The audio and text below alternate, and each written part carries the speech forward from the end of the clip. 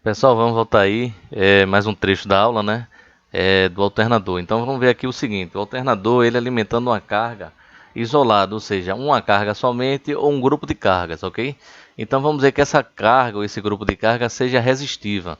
Então resistiva a gente já sabe que a corrente da armadura vai estar em fase com a tensão, ok? Então vamos lá, puramente resistiva. Quando o alternador alimenta uma carga puramente resistiva, a corrente de armadura em fase com a força eletromotriz produz um fluxo magnético transversal em relação ao fluxo de campo, dando origem a um fluxo resultante. É o φR, que é o fluxo lá no entreferro. O efeito do fluxo resultante é o de provocar o quê? Um conjugado frenante no alternador, ou seja, no rotor do alternador, de modo que o regulador de velocidade, via máquina primária, vai incrementar seu conjugado motor, evitando a perda do sincronismo, ok? Então essa é a dinâmica. Então aqui, fasorialmente, o diagrama fasorial de fluxo e tensão, a gente sabe o seguinte, que o fluxo do campo, que é o do rotor, ele está no eixo aqui da ordenada, a gente modela assim, e a força eletromotriz induzida na armadura está atrasada no fluxo sempre de 90 graus. Sempre a gente modela assim. A, a força eletromotriz que é induzida por um determinado fluxo, a gente modela ela atrasada sempre 90 graus. Por quê? Porque o eixo da bobina, a gente diz que é a referência, que é o ponto de referência, vamos dizer ali, 0 graus. E quando eu tenho um fluxo que ele está 90 graus do eixo da bobina, ou seja, ele está do lado da bobina, na cabeça da bobina, então ali a gente tem a tensão máxima induzida, ok?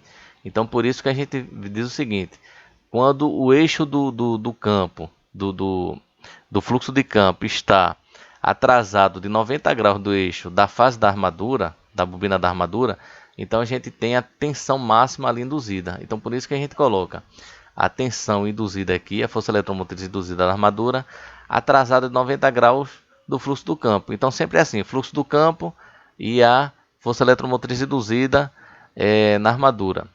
Então, como a corrente está em fase, a corrente está nessa posição também aqui da tensão. E vou ter aqui o meu fluxo da armadura. Com o fluxo de campo vai dar um fluxo resultante, que é o do entreferro, que vai estar aqui. Então, esse fluxo da armadura é transversal com relação ao fluxo de campo. Aqui ele é transversal. Então, o que é que acontece? Dá origem a um fluxo aqui no entreferro, fluxo R, em que esse fluxo aqui ele vai tender a, vamos dizer assim, alinhar o fluxo do campo com o seu eixo. Então, por que ele dando origem ao conjugado frenante? Então, por que isso não acontece? Porque o regulador de velocidade vai fazer com que o conjugado motor aumente para compensar esse conjugado frenante. Então, não há aí a perda de sincronismo e o rotor continua a girar nesse sentido aqui do eixo azul, ok? Dessa linha azul. Então, aqui abaixo nós temos a tensão que é induzida naquela bobina lá, que é a reatância de magnetização devido ao efeito da reação da armadura. E mais uma vez aqui, pessoal, como ela é uma força eletromotriz também induzida, ela vai estar representada 90 graus defasada de quem a originou, que é o fluxo da armadura. Então, por isso que ela está atrasada aqui da 90 graus do fluxo da armadura. Então, aqui vamos ver o seguinte: como é que a gente faz o fasor, o diagrama fasorial das tensões. Então, a força eletromotriz aqui induzida na armadura, ela vai ser o que? A soma das parcelas da queda de tensão mais a tensão terminal. Está aqui. E a gente, diagrama fasorial, a gente colocando aqui a corrente na referência zero, a tensão da terminal vai estar em fase com essa corrente, e a queda de tensão na resistência da armadura também vai estar em fase, e deslocada a 90 graus só vai estar a queda de tensão devido à reatância síncrona. E a soma vai ser o que? A própria tensão induzida na armadura, que é o EDF. O EDF vai ser a soma das quedas de tensões mais a tensão terminal. Está aqui. Então a gente fazendo aqui um triângulo ABC, o quadrado da hipotenusa é igual ao quê? A soma dos quadrados dos catetos. Quem é a C? É a F. Aí eu coloco aqui, é F ao quadrado.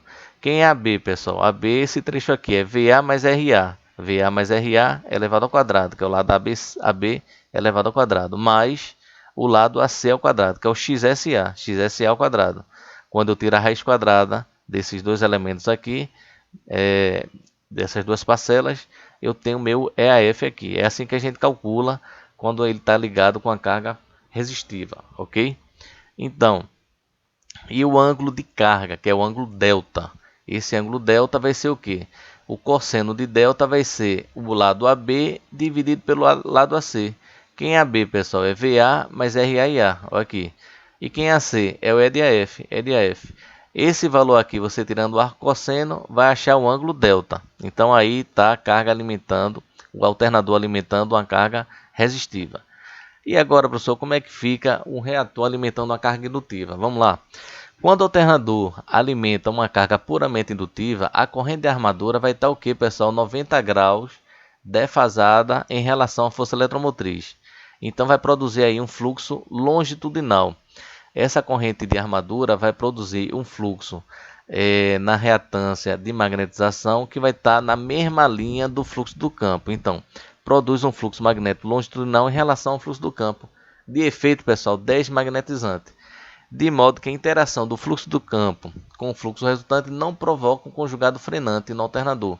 Portanto, não ocorre uma variação de velocidade e nenhuma necessidade de potência mecânica adicional da máquina primária. Aí eu vou ter, os fluxos vão estar tudo na mesma linha, vão estar longitudinal, e o fluxo resultante ele não vai tender, porque como ele vai estar na mesma linha, ele não vai tender a gerar um conjugado eletromagnético frenante. E não, então a gente não vai ter necessidade de aumentar o conjugado da minha máquina primária no eixo de acoplamento, ok?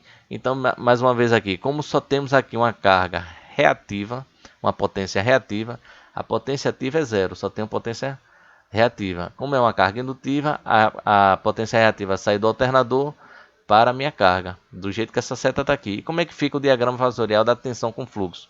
Mais uma vez, pessoal, o fluxo do campo está na ordenada e atrasado 90 graus está a força eletromotriz lá na armadura, que é o E de AF, como aqui está.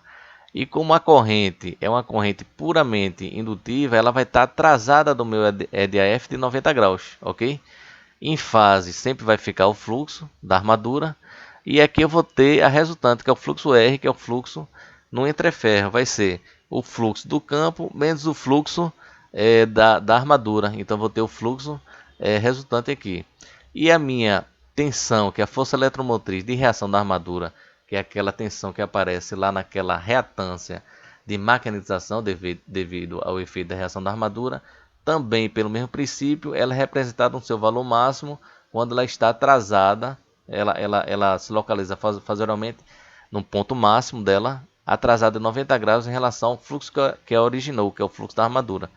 E como é que a gente fica aqui com o diagrama fasorial, pessoal, das tensões? Mais uma vez aqui é uma carga indutiva, eu vou ter a tensão, a força eletromotriz interna induzida na armadura vai ser a soma das quedas em tensões mais a tensão terminal VA.